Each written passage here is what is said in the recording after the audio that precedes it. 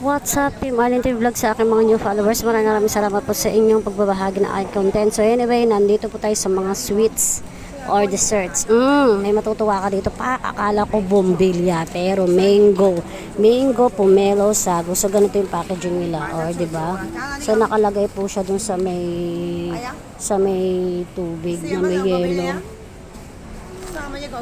So, mango pudding 30, 60 tatlo. So, ayan, ang ganda ng packaging nila. So, akala mo bumbilya. Hindi po siya plastic.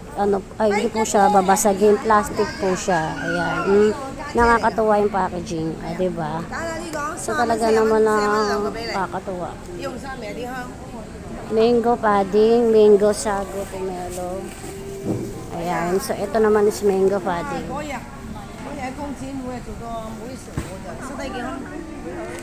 Ayan. So, meron din kayo mga sweets na makukuha dito. Ayan. Nakakatuwa lang mga lodiwops. So, dito lang sa paligid, marami na tayong makukuha nga. Pwede nating i-content, diba? Andun sa mamahilig sa mango lovers. Ayan.